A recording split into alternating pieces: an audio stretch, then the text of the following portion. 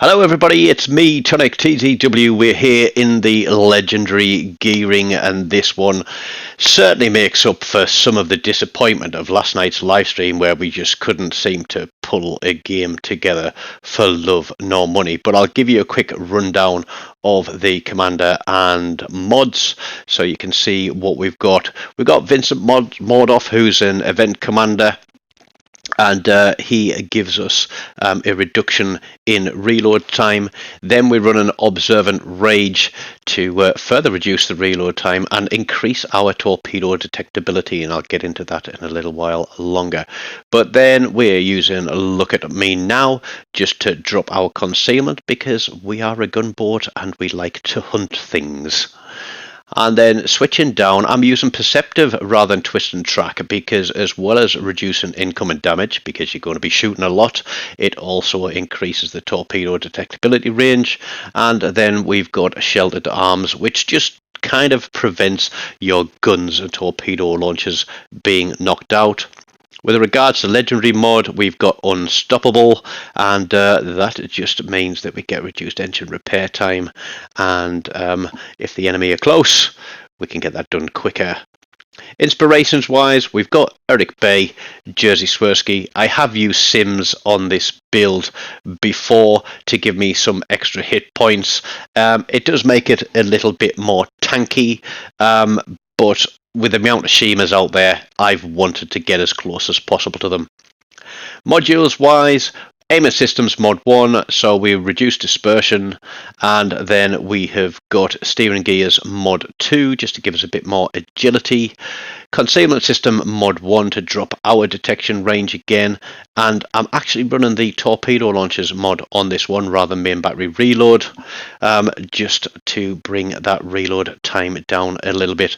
But here we're on North, we've got Sea Cap, it's Domination, there are two Shimakazes out there, and yeah, I don't know what they did this game, but yeah. Let's focus on our own game and not theirs, but we might point out a few things during the game. And like all good voiceovers, I have got myself a cup of tea to hand because it does get rather thirsty work talking through 15 minutes of gameplay. But as I said, we're here on Sea Cap, we're having a look, we've got a Soviet Soyuz out there, we know we've got a couple of destroyers, 4 on each cap. I've got a couple of battleships behind me, and because I've got these nice long-range torpedoes on the gearing, I am not going to go charging into that cap. Certainly not when we're at game start and everybody is looking straight through the middle of it. We're going to let the big guns take care of the big guns, and then when the time is right, we're going to strike like an old age pensioner shouting house at the bingo. And I did enjoy this game, and as much as I enjoyed it, I was a little disappointed in the end. But we tried a few new tactics in this one, which could have ended horribly wrong for me, and almost does, as you'll see in a little while. But we played to best effect. So, knowing that somebody is going to run straight into that corner because it's where ships always trying to push into, I'm just sitting on this side of the cap and I've put my torpedoes across there ready for somebody running into that corner.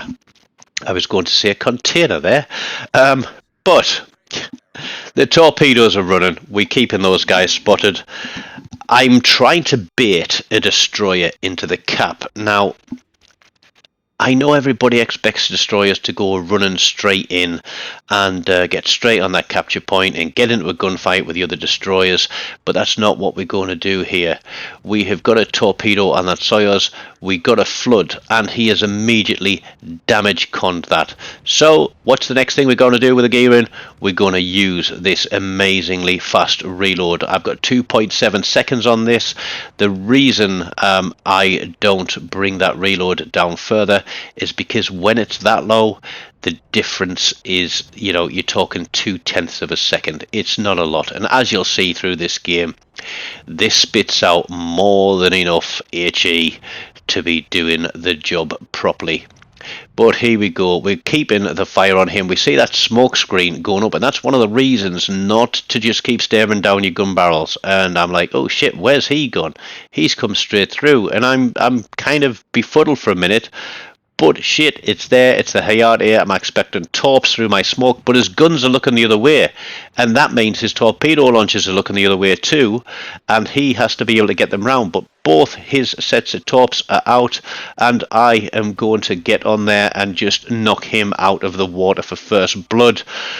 That was a hairy moment, but you'll see we're on 76,000 damage already, and now this Iwami is pushing in, so we are going to try and get a fire on this guy as well. I'm certain there is another destroyer out here. I'm not absolutely sure, but the twist and track indicator sort of flicks around a little bit at this stage of the game. But I'm thinking if I can get a fire on that Iwami, that is going to tick 2. And even though I'm not sat in my smoke screen, I am on the opposite side of it, and that still means that they can't see me. But here we go, rain on the Iwami. Keep going, keep going. We got some quite lofty shells in this one, so they are a bit floaty at range, but as that guy is getting closer, the shell flight time reduces and it's easier to get guns on target. As you can see, we're just clearing the top of that hill there. Now they are pushing in, so I'm debating on whether or not I should turn around and get torps back on them. And I'm not going to be the absolute best with my torpedoes in this one. They are a bit slow, but we're going to change our mind here and actually turn back in the opposite direction. Allow me to take a swig of tea. So yeah, we're going to turn in the opposite direction, and we're going to let them push in. I want them to think that maybe I'm not here. We want to try and bait them into that cap, but that Iwami is still ticking on damage. We've passed 100,000 damage now, and I'm thinking there's a Montana there as well. Right, my torpedoes are up, and I'm thinking, are they going to charge through the cap at that guy and bow tank him? So I put my torpedoes off to the right side of the cap, and yeah, that's going to turn into a bit of a mistake.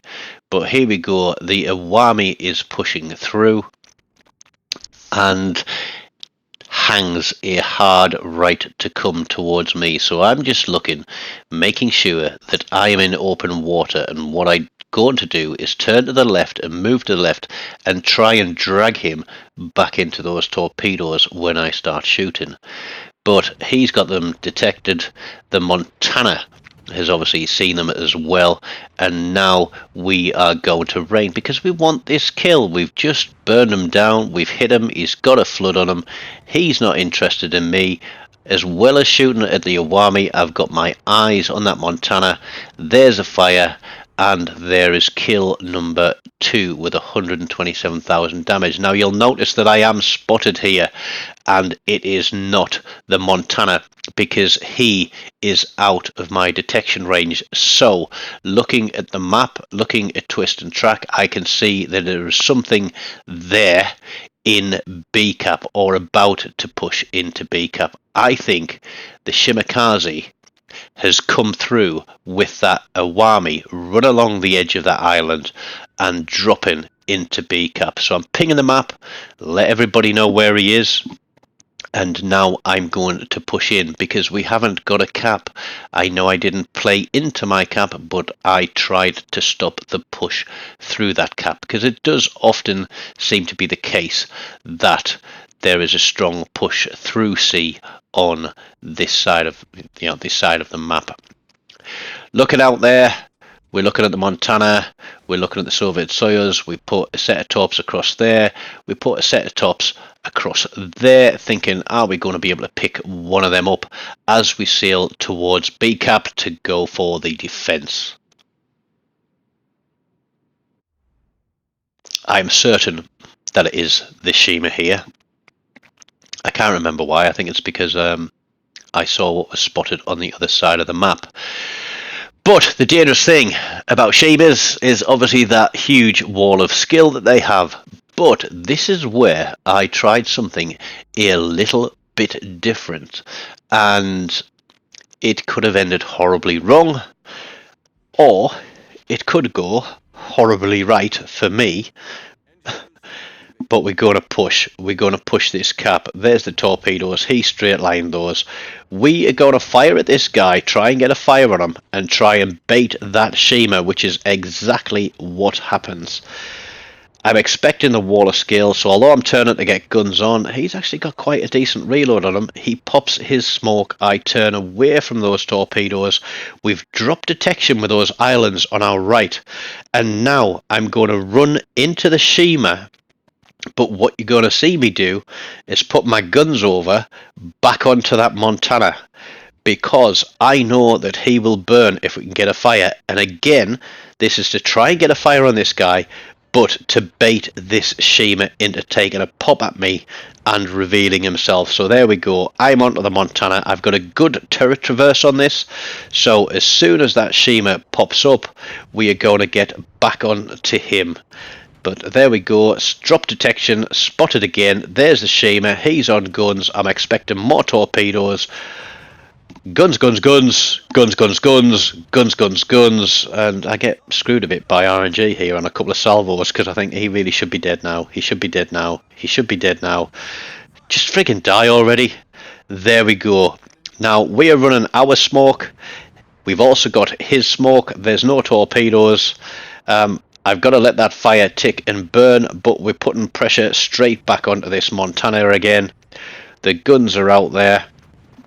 We're on 3 kills now, 166,000 damage.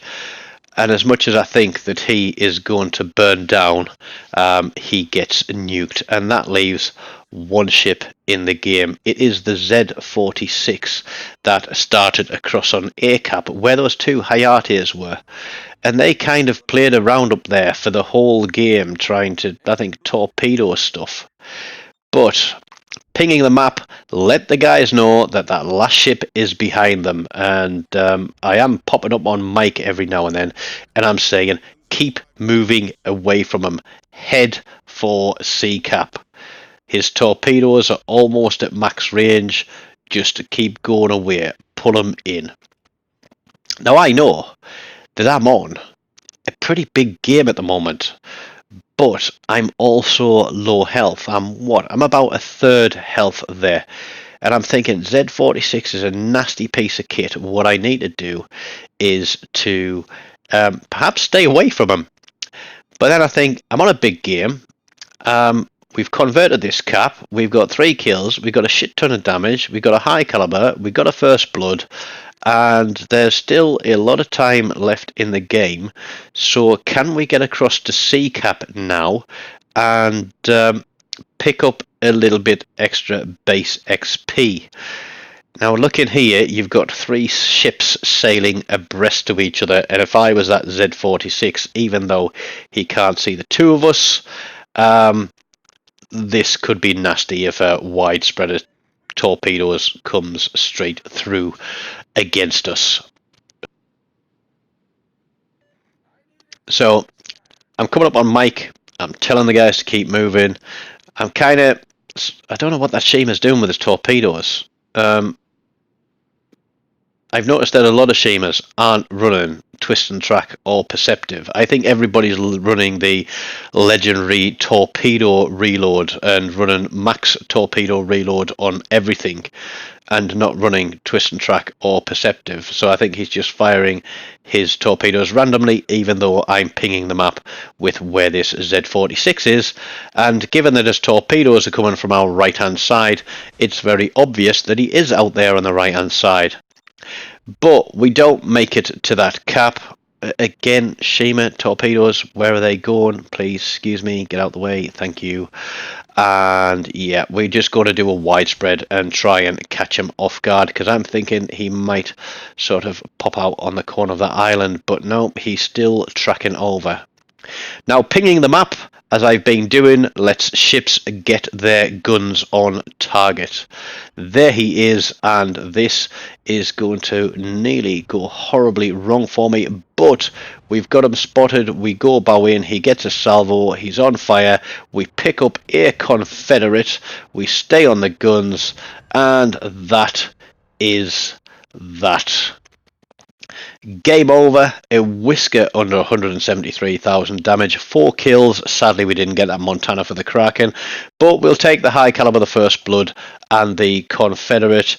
And I think if I'd have managed to get onto that cap, this would have been a 4,000 base XP game, but it finishes up with 3,771, which is by no means an easy game.